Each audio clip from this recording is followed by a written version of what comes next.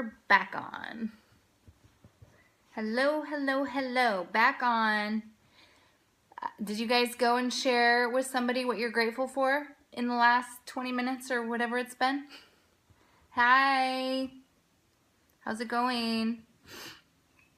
So today we have made it to lesson 36. We are reading the book, Calling in the One, 7 weeks to attract the love of our life. And we only have a few more days. So 49 days, we're at 36. This is amazing. And today is a fabulous message. It's all about generosity, if you couldn't tell from the title of this post.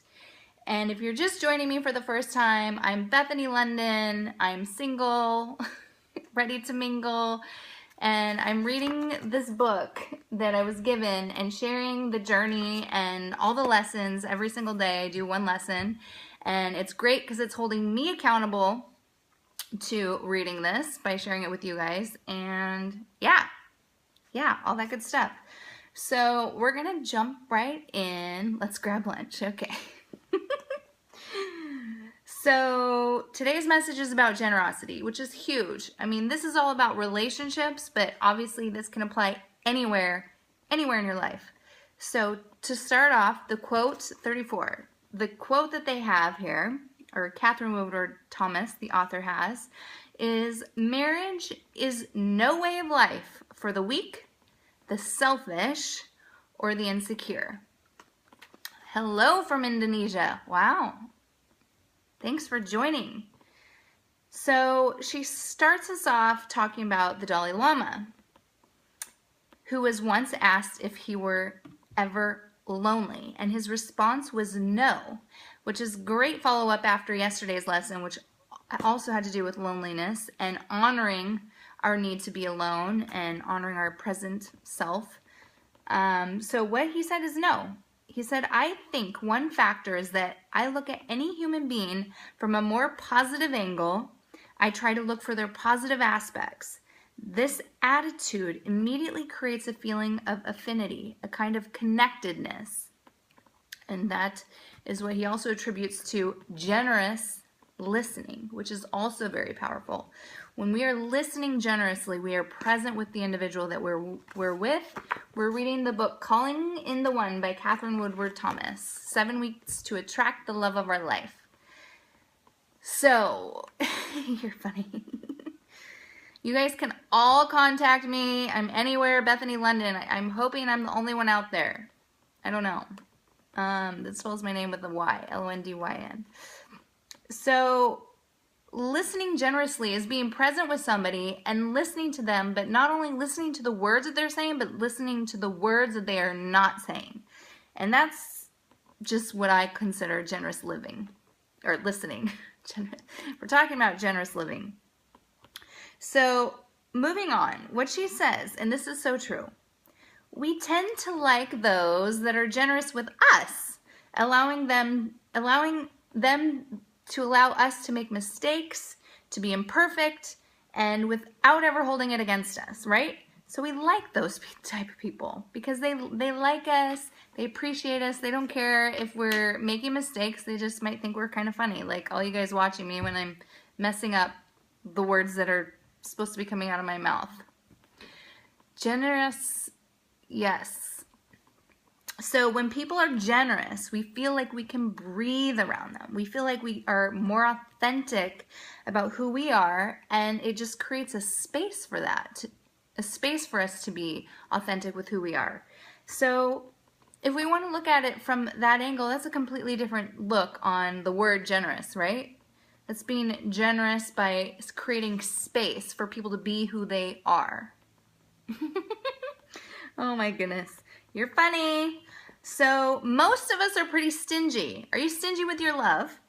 Rather than looking for people's positive traits, we assess them, we analyze them, we think with our own filter of what we think that they should be, how they should act, or how they shouldn't act, and instead of being open and extending ourselves to not see them through our own lens, but to be open to allow someone to be just who they are. So that is a way of holding ourselves to be generous with everyone that is around us. So it's kind of a different take on the word generous, right? But it's awesome. I love it.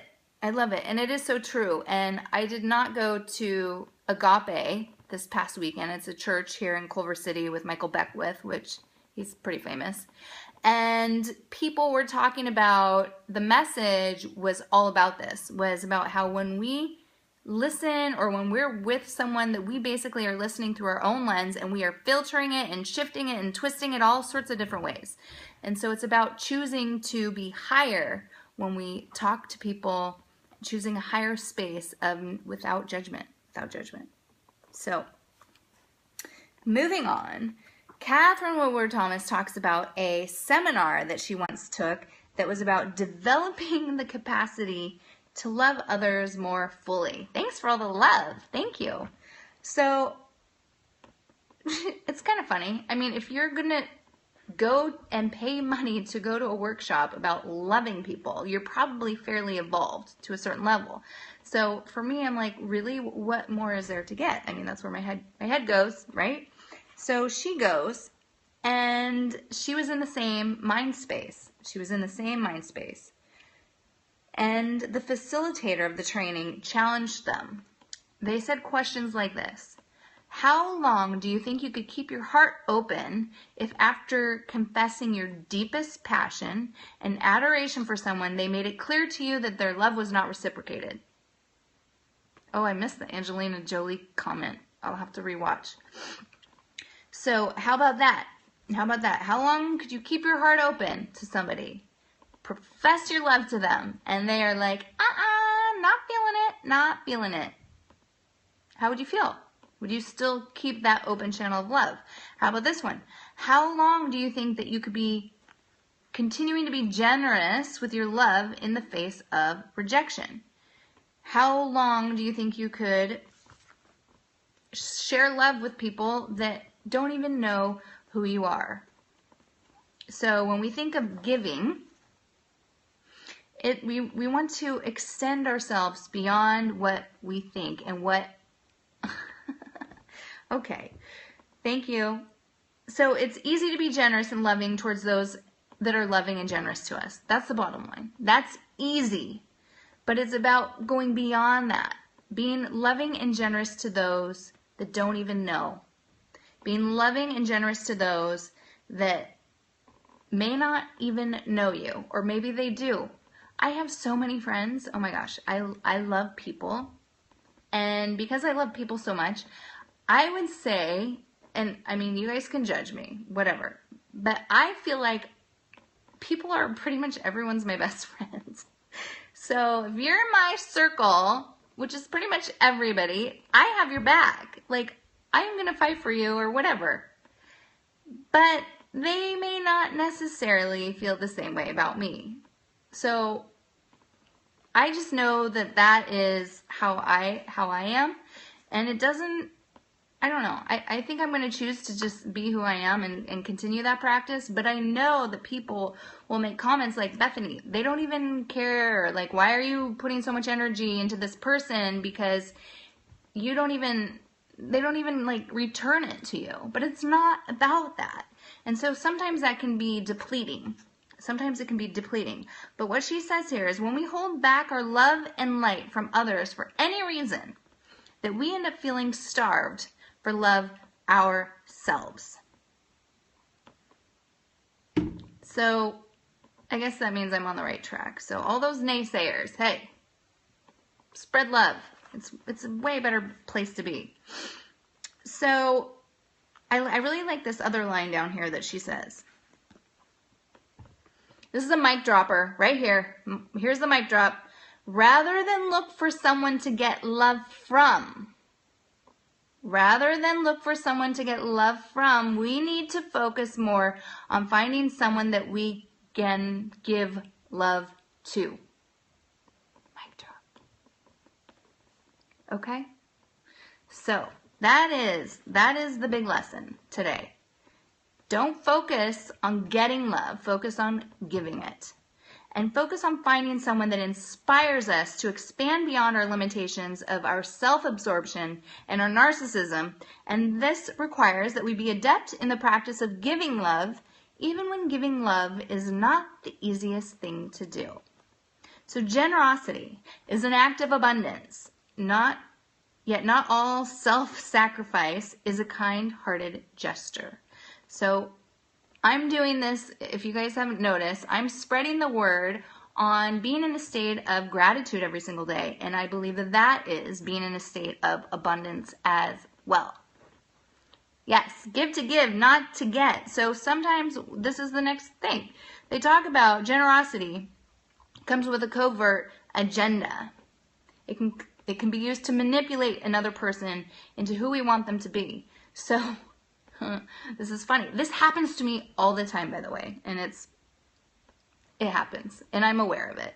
So today I'm going to meet somebody, and it's for business. On my end, it's for business, and I was just told that this person, this attorney that I'm meeting for my startup, often surrounds himself with beautiful women before he goes out.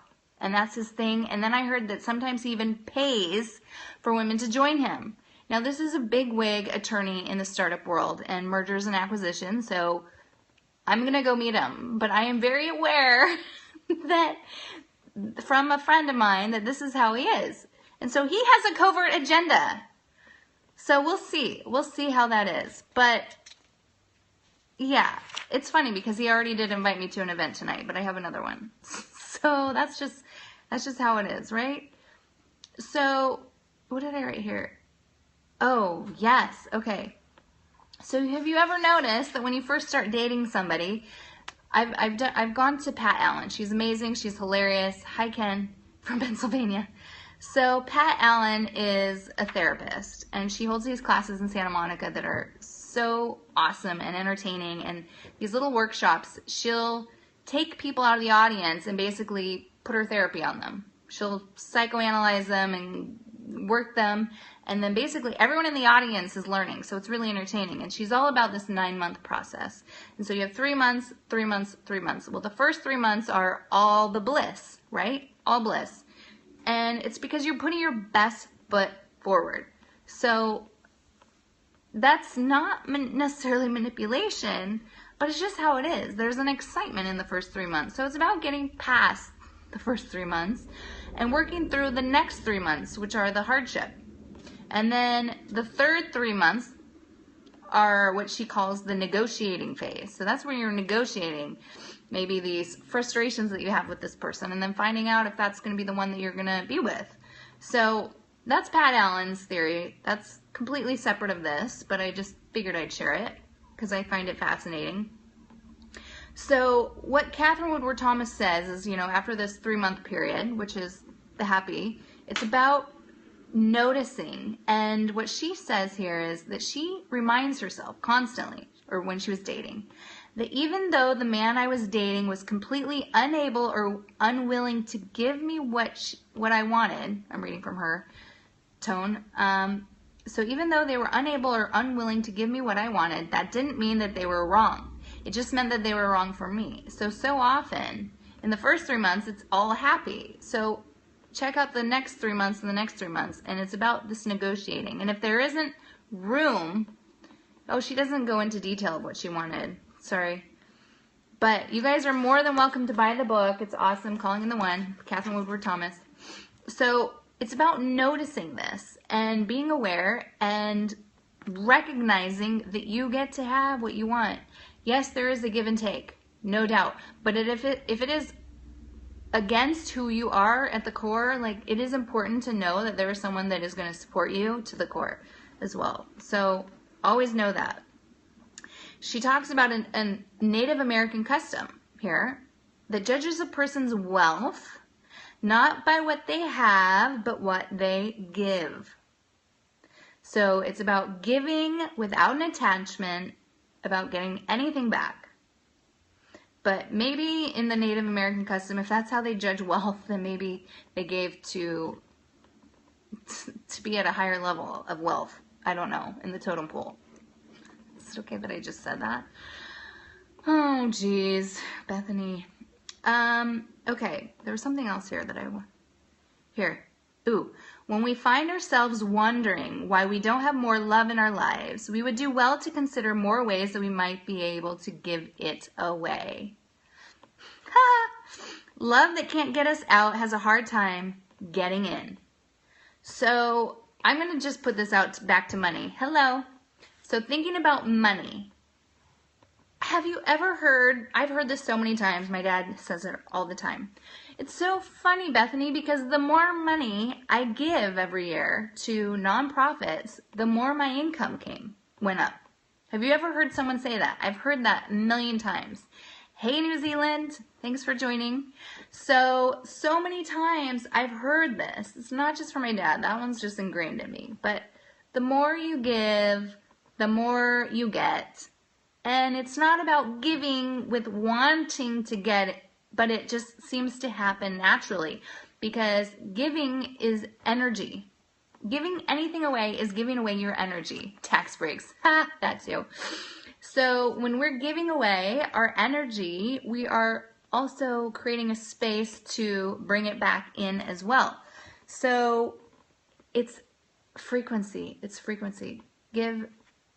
No, I do not agree with the line, more money, more problems. I completely cancel that line. That is not in my jurisdiction of phrases. So just know, if that is something that you believe, that is exactly how it will be for you. So we can give, and most likely will be returned the energy as well. So we can take that away from money and put it into love. And the more we love, the more we will receive love. And this doesn't have to be from one person. This can be with your friends, your community. Hello, no, I'm not. So notice if you are feeling lonely, if you are feeling like nobody loves you. If you have those kind of blocks in your life, most likely you are not spreading love generously. So there you go. That is essentially the lesson for today. Being generous is a spiritual discipline. The more you practice it, the stronger you become. So, being generous is more than a good idea. It is an essential ingredient to creating love. Oh my God, I love how I'm reading and I get totally thrown off by you guys. Funny. Okay, so to give up, oh, here we go. Here's the final. To give up having to be right, having to prove someone wrong, having to have the last word, having to be understood, that is the mark of a person who is capable and truly ready to create a loving relationship that will last and flourish over a lifetime. And that is the lesson today. And then, of course, as always, there's homework. My hair is always down. It's just this is the first time it's up in a while. So the homework today, journaling. And it threw me for a loop. This one did throw me off, so I love that. It's good. You write down this question for the homework. I don't know if you have a pen or a paper, or you can just fast forward, and I am going to block you because I'm paying attention right now. Blocking. Sorry. Bye-bye. Who in your life are you making wrong? Maybe not even journal. Maybe this is immediately going to come to you because it did for me. Who in your life are you making wrong? So now that you have that person, what you do is choose from a person on your list and write down the following question. What is blank, this person, wrong about? What is this person wrong about?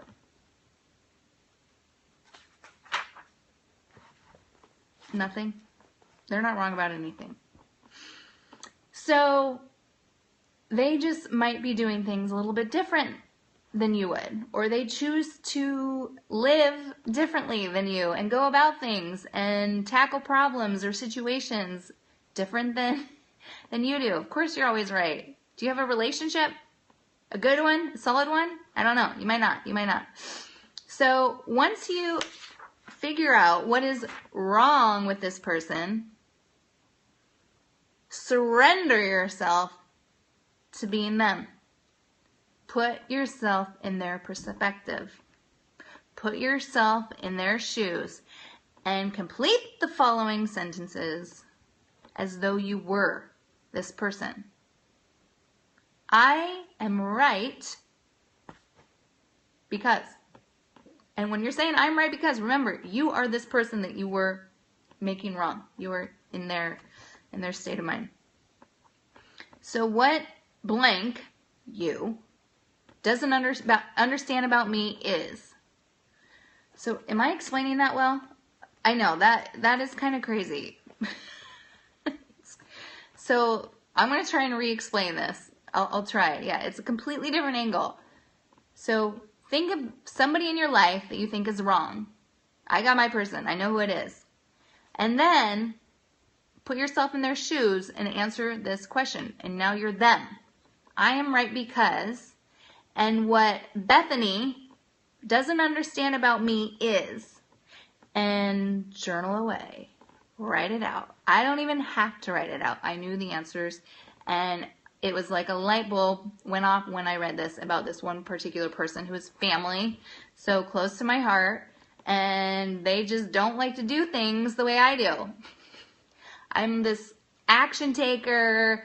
I move at the speed of light sometimes, and it can be difficult for me to understand how others move at a different kind of pace. Let's just say that, to be as vague as possible. So the bonus homework, as always, there is always bonus homework, is that you share it with that person, what you just journaled about. Boom! Yep, so you could share it with them. You can call them, text them, set up a coffee date, whatever. But by doing this and sharing with them and acknowledging them for who they are, you are creating freedom. You're being generous and honoring them as their authentic self, because you also want to be honored as your authentic self. So that is a huge step in being generous. Yeah, she goes, go ahead and stretch yourself. I love stretches. Stretching, I'm kind of a Bible kid. I go to all sorts of different churches. I was raised hardcore Catholic. You saw the eye roll. I believe that all religions kind of had the same, message. So I'm all about it. I'm all about believing in stuff. I'm just responding to someone that wrote. Oh, but that's the message for today. So go and be generous. Be generous. Oh, yeah, it's really important. I mean, this is what I'm doing for the attitude of gratitude, is honoring people and acknowledging them for who they are. Such a beautiful way. All roads don't go to Disneyland? Why not? I love the roller coaster rides and stuff. Okay, so lesson 37 is about being happy. So that's what we get to go over tomorrow. Yay for happiness! So we're reading, if you guys are just joining, Calling in the One, 7 Weeks to Attract the Love of Your Life. Yes, I'm single or I wouldn't be going through this book. Hello. Think I'm doing this just for you? Doing this for me too. And it's by Catherine Woodward Thomas. She's awesome. She's even shared me now with her audiences, which is kind of awesome. I never expected that to happen. You just never know where life's going to take you. So pretty cool. Pretty cool. But you guys can find me if you want. I do this, and I started a YouTube channel this year. So it's called Shift the Paradigm. I mean, it's under my name, Bethany Londyn, but I do it all under Shift the Paradigm, and I just do like 2-minute videos, maybe 3 minutes on my perspective or shifting a perspective on something. So today, actually I haven't posted anything today.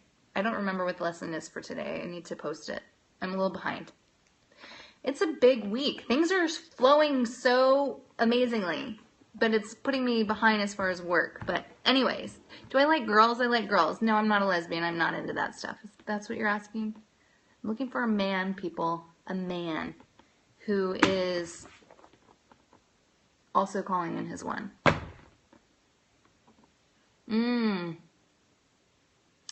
I'm sorry. You get to go if you want.